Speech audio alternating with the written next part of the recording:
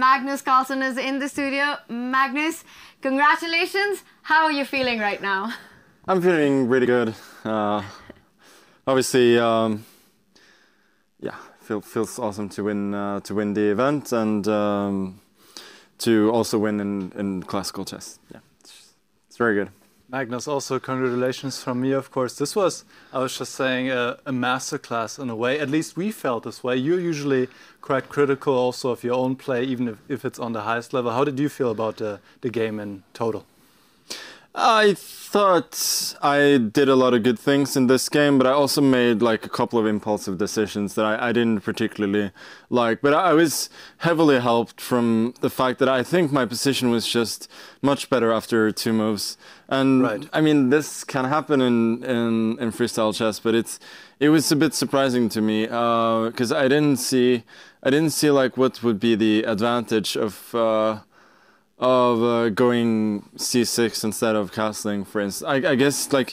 I guess he was thinking about whether I could start a queenside attack if he castled, but it seemed yeah, it seemed unrealistic. So I was just going to play something normal. So this was really, yeah, that was really surprising. And I think you know, after that. Position is just really good for me. He likes space, and he generally likes any sort of active prospect. So it's like it's an absolute dream position from the opening.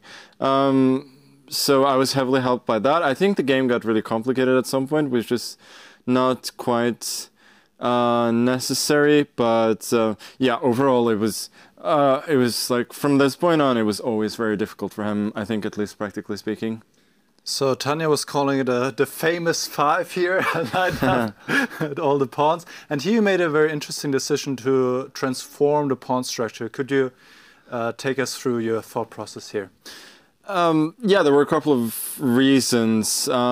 First of all, I wanted to weaken his king, since I felt that after the way I captured, that the C pawn capture was almost forced. So I thought like it would be useful to weaken his king a bit, especially with his queen way over there. But I did realize that it's positionally a little bit risky, but it just felt really good. Yeah, it felt like a good choice. Also, when I take, you know, this pawn is an excellent decoy, so I thought I should have great tactical chances everywhere. All right, so then the game progressed, and yeah, he fought back really well at some point. I think maybe I rushed a bit. Maybe here I should have just gone knight a5, and I have no idea why I didn't do that. Okay, it's apparently a terrible move according to the engine. So Bishop e1 was good, actually. Yeah. Yes. No, I think this was yeah. all Okay, but very well I was very unhappy with having allowed knight c4. Now I felt that he had some chances to get back in the game. Although, like, yeah, you maybe could have this taken, just wins. Yes, yeah, and, yes, knight e2 would have been strong. And this queen e5 or knight no? e2 actually instead of queen e5. Knight e2. Damn backwards moves. Okay, yeah, I didn't see knight e2. Okay, that was the problem, because I didn't find anything convincing after rook takes d4. Well, okay, yeah, that was a shame. Because what I played was not 100% clear. Just rook d1, knight d6, and then again knight c5 was a bit impulsive, because I could also have gone for knight a5. Although, yeah. I mean, computer hates this on every move apparently.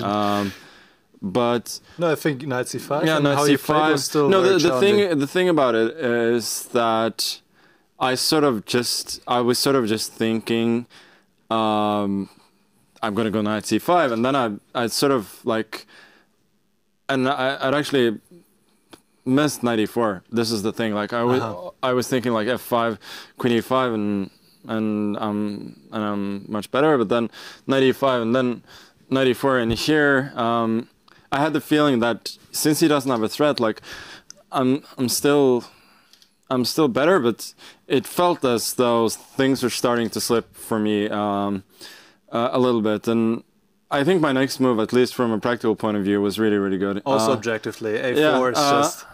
So, yeah, I mean, the threat of knight b5 in several lines is difficult, and we were both getting like semi-short of time. So I wanted to give him a lot of choices, and it felt like by feeling that I'm still better, even if the situation is becoming complicated. And he merely made the wrong choice, taking on c3. What were you expecting here? I was not sure. Yeah, I was looking at the lines you were mentioning here. D4, knight b5. This, I don't know where queen goes to h2 or something. Rook takes c5. Rook takes c5. I thought about rook e5 maybe. I think the computer wants queen d6 probably and then not rook e3. Queen d6 and yeah, then queen a3. Queen d6. Like I also saw this line. And I mean, I thought I was better. Like I should be better with this queen out of play, and everything. And most of all, I thought there was absolutely no risk here. So that was the key thing. But yeah, clearly this was better because knight c3. This positionally just looks completely wrong. Yeah, he took on c3. He traded pretty much his only active piece. Then taking on g4. Rook takes f8. Rook takes f8, and here he stopped because he realized that this Bishop g6 is just... that this is just, hopeless. Yeah, I mean, you don't need to look much at the position to see that black is busted. I thought of something like bishop here. I mean, something like rook f1 should win, but I thought I could actually even play it like really, really slowly, like this. And he's just completely lost. I'm going to pick up g4. I'm going to pick up g5. His knight is terrible, and my king is actually really, really safe. So yeah, it's just lost.